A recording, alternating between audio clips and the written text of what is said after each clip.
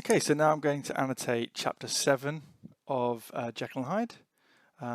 So try and follow along as I do that. Obviously a very, very short chapter. We get another incident here, an incident, by the way, purple pen today, not red, incident out the window. So clearly the windows and doors, very crucial to the book.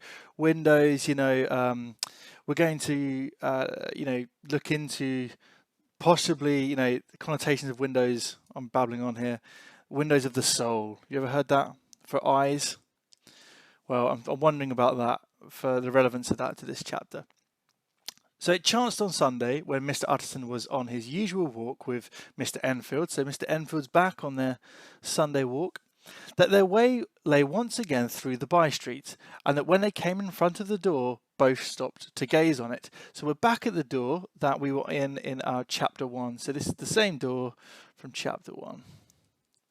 Well, said Enfield, that story doesn't end at least. We shall never see more of Mr. Hyde. Okay, so it's almost like one of those like false endings. Oh, at least that story's ended. Oh, we're done with Hyde. Oh, I think we're safe now. People say, in kind of action films, and then the bad guy comes from nowhere. It's almost like a false ending there. I hope not, said Hudson. Did I ever tell you that I once saw him? Remember that was in chapter 2. And shared your feeling of repulsion, almost like magnets. When you put two of the same ends of a magnet together, they repel. So he has that impact on humans. Hyde, he repels them. It was impossible to do the one without the other, returned Enfield. And by the way, what an ass he must have thought me, not to know that this was a back way to Dr. Jekyll's. Okay, so he's a bit embarrassed by this, that he didn't realise that this was a back way to Dr. Jekyll's. Some say that when Stevenson was writing this, he hadn't really fully plotted out everything before he started writing. And so this is kind of addressing a minor plot fault, really, a plot hole. Because obviously, surely Enfield could have said at the beginning, oh yeah, this is the back entrance to Dr. Jekyll's. And then we wouldn't have had that mystery about the fact that it was the same house. But here, Stevenson's undoing some of that in this short chapter. It was partly your own fault that I found it out, even when I did. So you found it out, did you? Said Utterson. So they both find out, which also tells you that they both promised never to speak about it ever again. So they both independently broke their promise.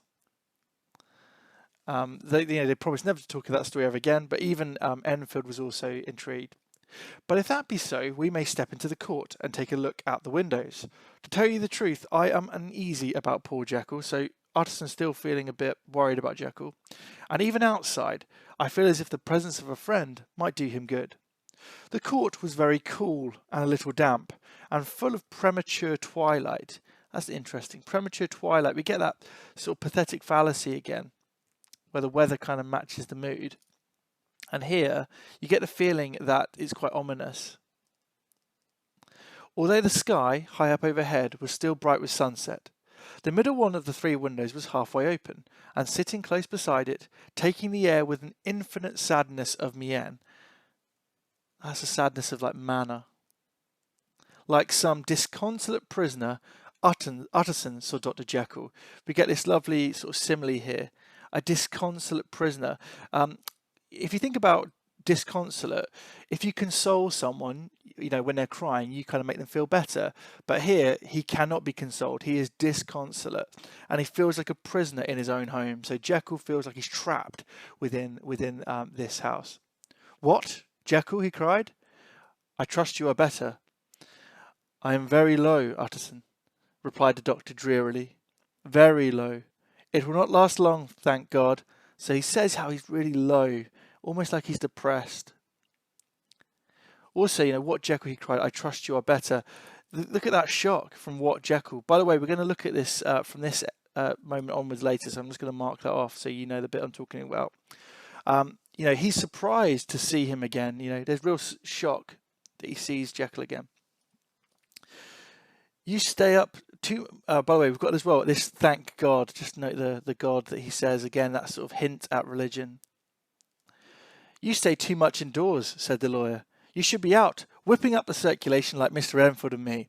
This is my cousin, Mr. Enfield, Dr. Jekyll. So we get the cousins, by the way, although sometimes cousin kind of meant friend, archaically. So, you know, perhaps they're related. I don't think it matters too much if they're not. Come now, get your hat and take a quick turn with us. So to cheer him up, they're like, come on, let's whip up the circulation. You know, he tries to cheer Jekyll up by saying, come out for a walk. You are very good, sighed the other. I should like to very much, but no, no, no. It is quite impossible. I dare not. He's like almost like frightened to go outside. He doesn't want to go outside. But indeed, Utterson, I am very glad to see you. This is really a great pleasure. So remember, they are friends, even though he's been avoiding him for ages. I would ask you and Mr. Enfield up, but the place is really not fit. So he really doesn't want them to come inside.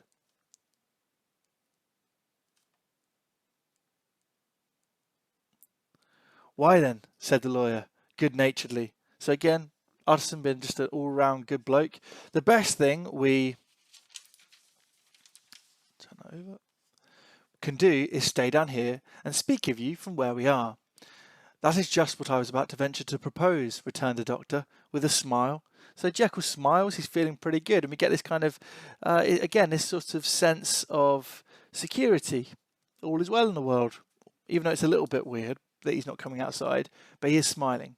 But the words were hardly uttered before the smile was struck out of his face and succeeded by an expression of such abject terror and despair.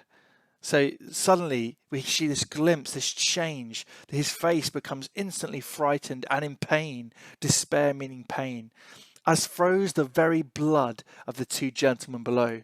So again, this freezing of the blood of Utterson and Enfield, they are fearful by what they've seen. You know, they're afraid of what they've seen.